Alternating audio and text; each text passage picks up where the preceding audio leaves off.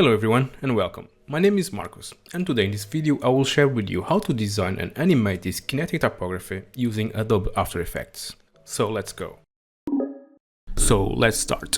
Let's set up our composition. I'm going to name it Kinetic Type 013. Let's make it 1080 by 1080 at 30 frames per second, 10 seconds duration, and press OK. As always, select the type tool and write something. Today I'm dedicating this tutorial to Tim Ferriss, one of my favorite book authors and podcasters and also YouTuber. Links will be in the video description. Cool, now with our word selected, let's align it and go to the anchor point tool and while hold Ctrl or Command, click twice to center the anchor point. Now let's duplicate this layer using Ctrl or Command D and let's move it a copy up. Let's select both layers and press U twice to open the layer properties. Let's link the top layer source text property to the source text of the bottom layer, using the Pick Whip tool. This way, when we change the text in the bottom layer, it will update in all the other copies. Just a workflow and time-saving tip. Now let's make a few copies using the top layer, so this way the new layers already have the source copy expression linked. Distribute them all around until you have the entire composition filled out. Then select all the copies and use the line tool to distribute them equally. Nice!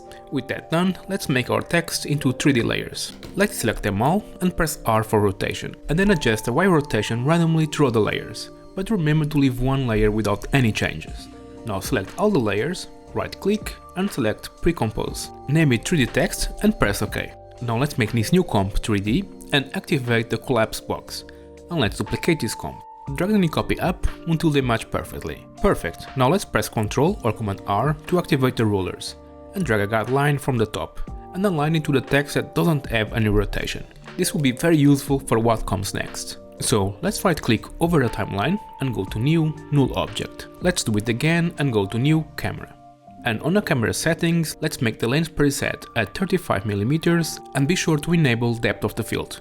And press OK. Now with the camera selected, press U twice to open the camera properties and adjust the aperture value until we reach a nice camera blur. Cool, all done in our camera, so let's link it to the null. Now let's select our null and make it 3D. Let's press R for rotation and mark a keyframe on the Y axis. Then while holding Shift, press P for position and mark a keyframe. After that, let's move the timeline needle to the end of our timeline. And on a Y rotation, let's change the value to -5. Great, now on the position, let's change the value of the Y axis until we see the word with no axis rotations again. And try to match it the best you can, so when we preview this animation, it loops perfectly. Give it a little preview, and that's it.